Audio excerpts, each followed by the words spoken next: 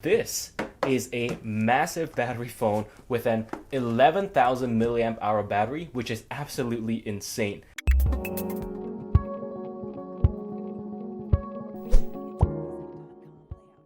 Hey guys, what's up and welcome to Zero Views Tech. You guys know that I am a battery enthusiast, but this phone might actually have too good battery life for me. So a little bit more about this phone. This is the Oukitel K10. It's not a big battery phone. The Ulefone Power 3 is a big battery phone. This is a massive battery phone with an 11,000 milliamp hour battery, which is absolutely insane. The rest of the specs are pretty normal. You have a Helio P25 processor, 4 gigs of RAM, 128 gigs of storage, but you have NFC in this Oukitel K10, which is very nice, and you probably can use it for Android Pay as well. So let's unbox this thing. Here you have the phone. It's absolutely massive. I'm going to put that aside for now. Look at what else we have inside the box. I hope it's quick charge or it's going to take forever to charge this phone.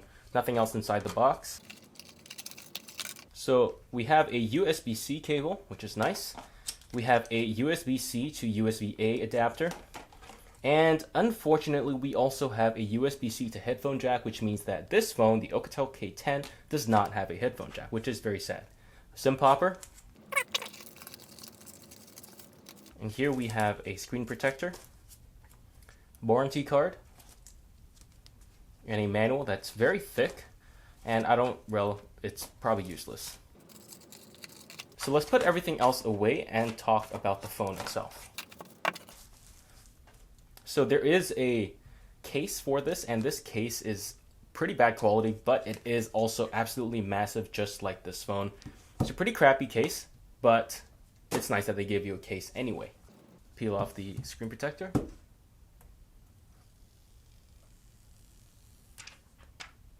Alright, this is undoubtedly the biggest phone I've ever tested. This is the Oukitel K10 with an 11,000 milliamp hour battery, and I want to show you in comparison the Blackview BV9000 Pro, which is a rugged phone with a 4,000 milliamp hour battery, but it's IP68 waterproof. So this phone is actually heavier, obviously, and there's a ladybug in my room. The Oukitel definitely feels heavier than the Blackview, but the Oukitel here is most likely less rugged than the Blackview BV9000 Pro.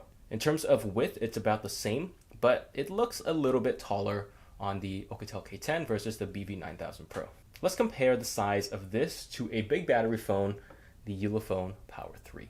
Now the Ulefone Power 3 has a 6,000 milliamp hour battery compared to 11,000, so this phone almost has double the battery capacity of the Ulefone Power 3, which means that this should theoretically get almost 50% more battery than the Ulefone Power 3, but I don't think that is the case. Mostly because of the software optimization, but we'll have to see if I'm right or if I'm wrong, and I do hope I'm wrong. So as you can see, the Ulefone Power 3 resembles a regular phone a lot more. The Oukitel K10 looks a lot more like a rugged phone in terms of size and in terms of shape as well. So it is a huge, massive device. So let's go through the hardware of the phone a little bit more. The back here is apparently it's calfskin leather. That's information from Oukitel. I'm not sure if it's genuine or fake, but it does feel like, regular calfskin leather. I'm not a leather connoisseur, so I couldn't tell you if it's fake or real. I'll have to get some information from my mom or my sisters who are more into that sort of stuff. And here you can see that there is kind of like a cutout for the camera and the fingerprint sensor, which is very high. I can't reach it with my hand at the bottom of the phone. I probably will have to adjust my grip to touch it. The phone is bezeled outwards over here. And as you can see, this phone kind of looks like a transformer in that it's bezeled outwards and it has a lot of hard lines. To be honest, it doesn't actually look that bad.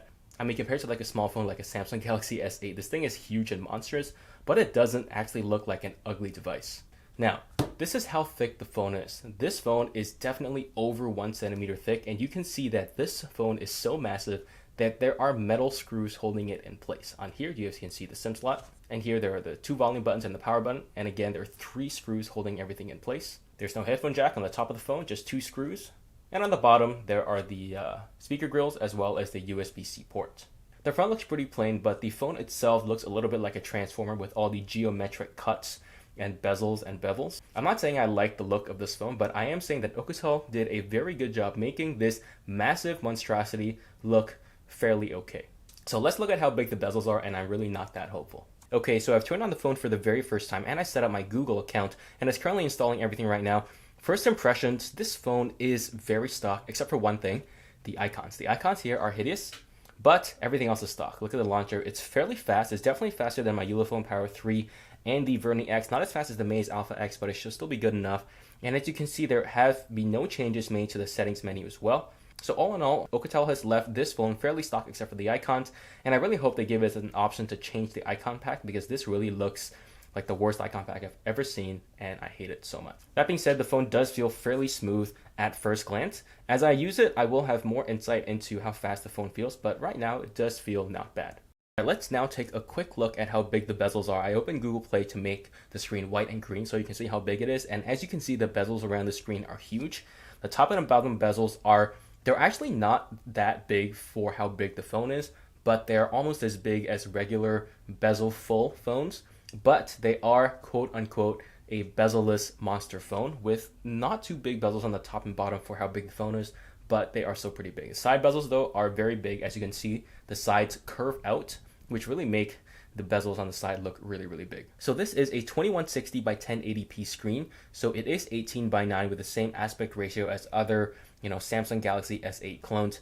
The screen here it's okay. The one issue I see here with the screen is that the colors are not as saturated as what you find on the Ulefone Power 3 or even the Verni X, where those screens are a lot more saturated and have a lot more color depth than what we find here.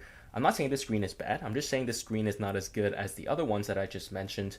It does look a tiny bit pale side by side, and I will make a comparison video, but this screen is still good enough to be used in pretty much any situation, at least at first glance, and I will have more comments about the screen as I test the phone further. All right, let's talk about the speaker. There is one speaker on the bottom of the phone, and the speaker quality at first glance is not great. It does sound a little bit echoey compared to other cell phones that I've used. Not very good. Audio volume is also not too loud, especially when you turn off the audio enhancer in the settings.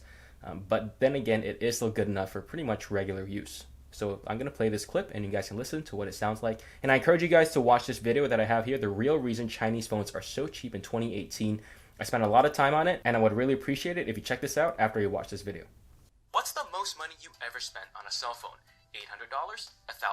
Yeah, I am Canadian because the money here is colorful like Monopoly money, but these are regular prices for Samsung and Apple to charge for smartphones. But did you know that Chinese companies can charge as little as $100 for a very decent phone? So how on earth do they make money?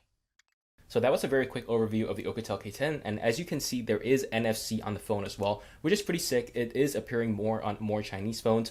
I will be putting this phone through its paces and uploading a bunch of videos about the Oukitel K10. If you want to be notified about my Oukitel K10 review and other videos related to this phone, why not subscribe and turn on that bell notification to make sure you are notified of the latest phones related to the Oukitel K10.